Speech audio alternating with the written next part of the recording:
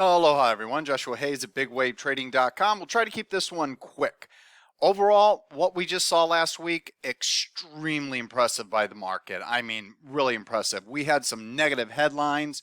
We had Jackson Hole coming up on Friday, and despite all that, the market, the SPY and the QQQ at least, went ahead and hit new all-time highs. Now, once again, if you guys want to know what to look for potential extension moves, where this rally might find a top, you just go from the highest point of the most recent rally for Fibonacci retracement extensions.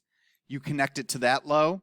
Since we've already hit the 161, our next target is now all the way up here on the QQQ at 386.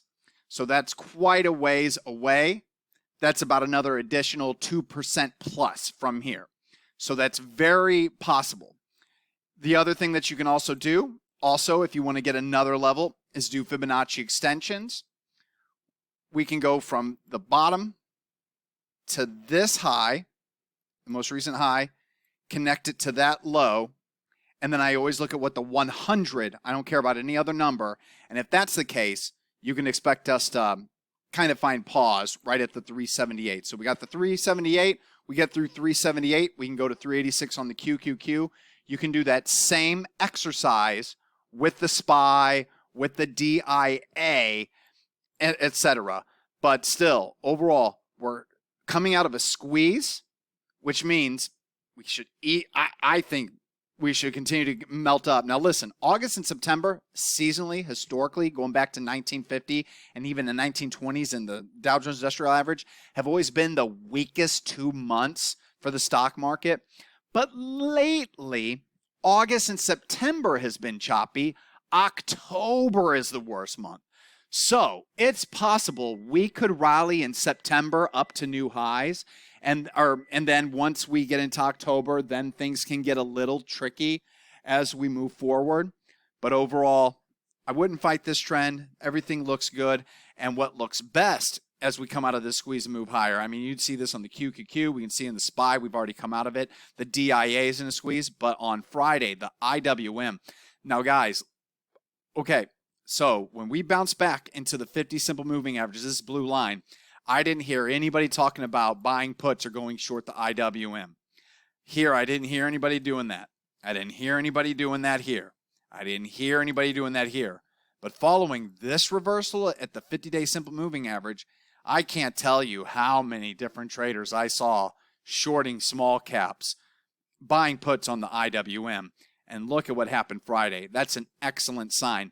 Now, once again, are we out of the woods yet? No, not until we clear these highs. But this is more important to me, is this February high, because the negative divergences did not show up in the IWM till we hit this new high. Then a lot of the scans on the evening side that I run, they started to have negative divergences compared to here. And the technical indicators started to show negative divergences. We're not going to go in that video lesson. We've gone over it ad nauseum at this point. But the bottom line is, we're looking good. We're looking great. Short term on the IWM has my 2 thumbs up in the air, but we're not out of the woods yet. And I'll show you a ratio chart, IWM to SPY QQQ. But before we move on to these internals, because remember, we're looking at the advanced decline line, the up-down volume, the advanced decline up-down volume. Before we look at those, I just want to make it very clear once again. Unfortunately, because I focus on small and mid caps on the end-of-day swing trading basis. Now remember, long-term, quarterly portfolios, big caps. And they're doing excellent, obviously, right now with the SPY hitting new highs in the short term. Quarterly portfolios, they've been getting, they haven't been beating the market like they should due to the rotation and bifurcation in the market. But since our new reconstitution, we're looking good. So far, it's early. But the small and mid caps, that's what I focus on the end-of-day side. No new long positions, especially of quality for anyone. I want to remind everybody, PLTR is still working. That is the last one I gave. I said it was actionable once it crossed above this high of the day. That happened here. So far, so good. PLTR continues to work higher. But I suggest if you're swinging this, if we don't see PLTR continue to follow through, 50% of your stop should go below this candle's low a day, and your final stop should be below this candle's low a day. If you've taken the swing trade that I gave out, I guess 2 weekends ago, because it's been that long. Or is it just 1 weekend ago? That's 2 weekends ago. Holy moly, all these days and weeks start to really come together. Now I'm a little bit more aggressive with my stops, but that's the loose way of doing it. 50% there, 50% there. So with that out of the way, let's look at the internals of this market to show you how things have greatly improved. So once again, they're in no particular order. I'll just call them out as we go through them. But this right here, this is the Dow Jones Advanced Decline line, looking good. This is the S&P Mid-Cap Advanced Decline line. Look at, we're still consolidating sideways, but we have improved by leaps and bounds. Looking good on the mid-caps. This is the NASDAQ Advanced Decline line. This is the one remaining. It looks weak, but you know what? Compare all the weak ones to all the consolidating and bullish ones as we move forward. That's the NASDAQ decline line. This is the NASDAQ 100 Advanced Decline line. All looks good. This is the New York Stock Exchange Advanced Decline line, consolidating. This is the Common Stocks Only Advanced Decline line, consolidating. This is the S&P 100 Advanced Decline line, good. Small caps, still consolidating. Not bad, not good. Pretty good. SPX Advanced Decline line, looking good. S&P 500. Dow Jones Advanced Decline Volume line, consolidating. Small caps Advanced Decline Volume line, consolidating. NASDAQ Advanced Decline Volume line. Now, remember how the Advanced Decline line looked? We'll compare the Advanced Decline Volume line. Really good here. NASDAQ 100 Advanced Decline Volume line. Looking good. New York Stock Exchange Advanced Decline Volume line. Still slightly downtrending, but more so consolidating. So that's another mixed bag. So far we only have one real bad one. Here's another one that's consolidating. S&P 100 Advanced Decline Volume line, looking good. S&P Advanced Decline Volume line, consolidating. S&P 500 Advanced Decline Volume line, looking good. NASDAQ 100, up volume to down volume, looking good. And now we're back to the Advanced Decline line, Dow Jones Industrial Average. So overall, things are looking good. Now, like I said, where should you focus? We all know it's the big caps. How will we know when it's no longer big caps? Excuse me. These two ratios, the QQQ and the SPY to the IWM. Like I said, my sweet spot, small caps and mid caps. And intraday, that's my main time frame right now. My focus is intraday. You saw SPRT this past week, RGC, TKAT the week before, VRPX, ADTX in the morning. There's been plenty of movers. You saw AMC and GME intraday during the week last week. So the intraday time frame remains my top focus, especially with just the way everything is moving. I mean, it's pretty incredible. I can't even, gosh, I wish I could think of Neuro was another one. So there's just plenty. VVOS, I think, was the other one too.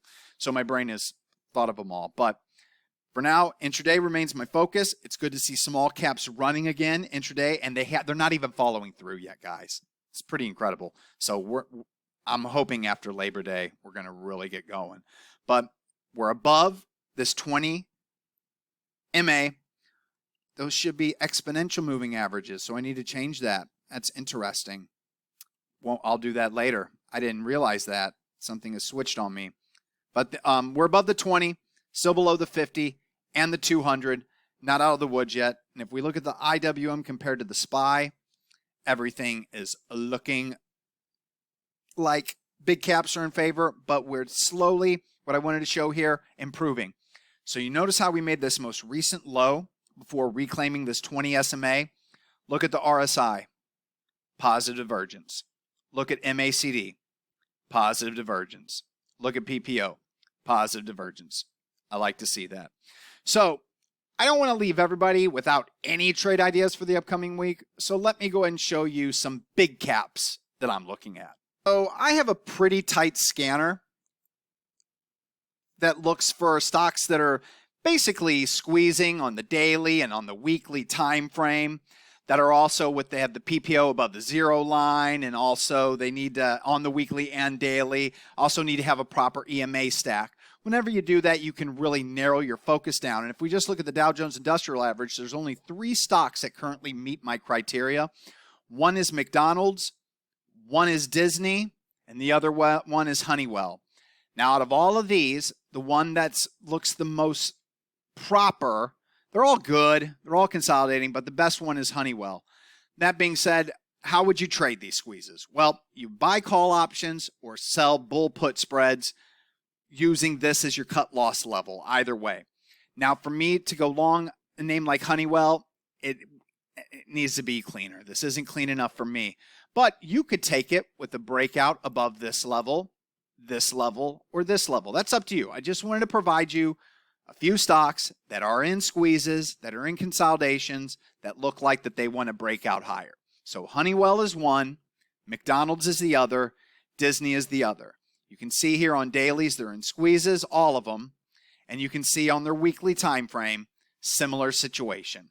Or same situations, that's what similar means. Medium squeezes, medium squeezes, medium squeezes. Now, whenever we look at a weekly, the one that looks like it's the most ready is Disney. Remember, a breakout above here, measure move to here, very plausible, cut loss level right there, and obviously more follow through to new highs. McDonald's, a breakout above here, should send it. This is where a cut loss level would be. Once again, I'm not trading these guys. Honeywell, breakout above here, should send it.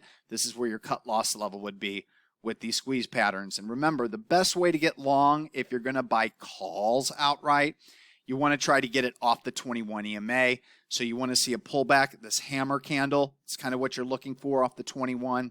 Same with McDonald's. You want to see another reclaim of the 21 with a hammer that looks like that.